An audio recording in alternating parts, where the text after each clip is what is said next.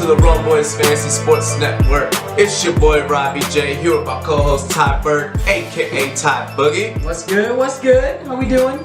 Pretty well. About to dive into an action-packed Super Bowl recap for you all, ladies and gentlemen. But first, shout out to Thrive Fantasy app. Thank you for all the Super Bowl props. The rest of the year's looking pretty good on some props as well. Download the app. Click the link at the bottom in the descriptions. Yes, sir. Also, want to shout out TixBlitz.com, the official ticket provider of the Boys Fantasy Sports Network.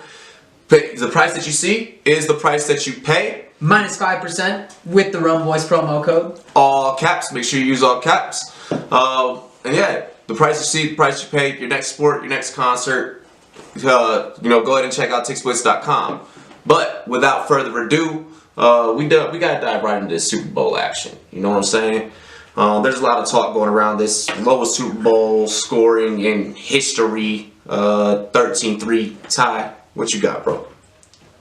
Yeah, sadly, losing that bet to old boy Robbie J. So I'll go ahead. You see him in the jersey. Go ahead and own up to that. Doesn't look good on him, ladies and gentlemen. Yeah, Redskins, whatever it is. HTR. Anyways, yeah, lowest Super Bowl in history. I don't know. It wasn't the excitingness that I thought it would be, and that we definitely were hoping. After a season of pure offense and some crazy scores, some crazy points put up, it ended up being 13-3.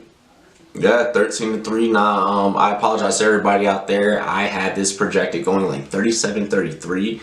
This was the furthest thing from that.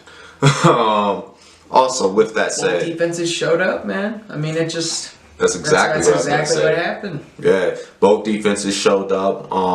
Sean McVay post game going up to Coach Bill Belichick stating, "I got out coached." He stated that he got out coached, let him know that hey, he's the best at doing this, set the precedent for coaching.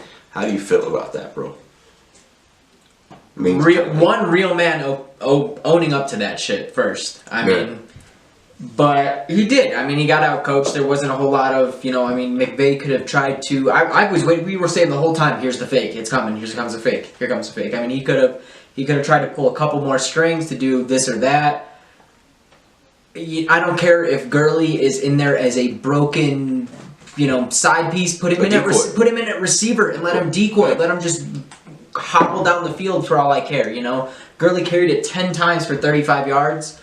I'm not sure if that's being out coached or Gurley wasn't 100%, but I think it was more so that he wasn't 100%. And I think there's more behind that what that injury was that we don't know about.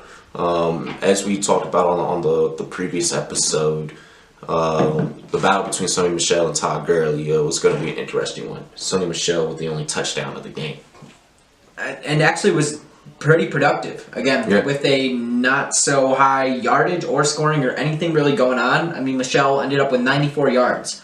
Aside from MVP Julian Edelman, I mean, he was the only other guy to really do a whole lot. So you just mentioned Julian Edelman. Sorry to segue from the running back conversation so abruptly, but I mean, with that being said, there's a lot of talk.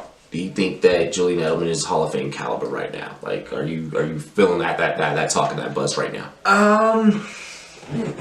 I don't know if I'm buying it yet, just because I mean he did get the MVP of the Super Bowl this year, but he has been there the last couple of years, but he hasn't really been, he's a postseason player. Like, what he does in the season is totally completely different. Yeah, I feel like he's not going to end up with a top 5, top 10 in yards in history. No. I feel like he's not going to end up. He's not a Randy Moss. He's not a Jerry Rice. He's not going to be there in touchdowns. I mean, clutch player, I think maybe I would like to say. Against Super Bowl, nobody's putting up yards. Yeah. Nobody's moving the ball. You put up 140, almost 150 yards. That's clutch. You're the man to go to. You're the guy Brady's looking for. And we said that was going to happen as well. Yeah. I don't think that classifies him as Hall of Fame. No. So it's a good category and a good perk to have to include you there, but not yet.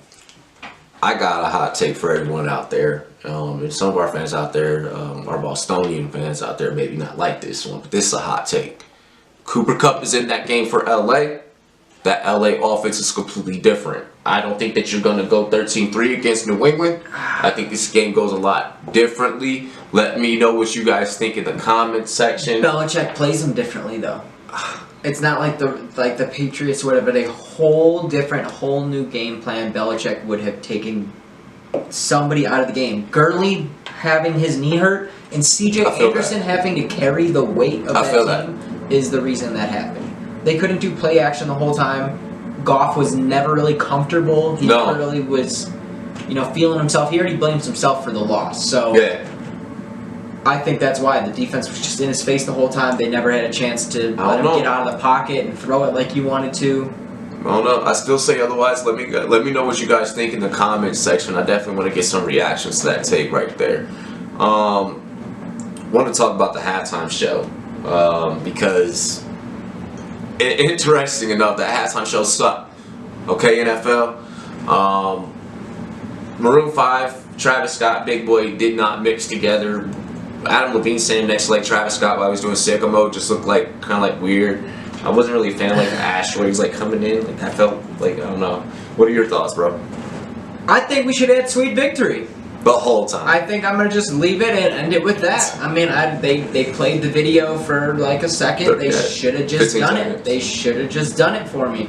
I was ready for it. I'm telling. If they would have done that, no one would have remembered what the score of the Super Bowl was.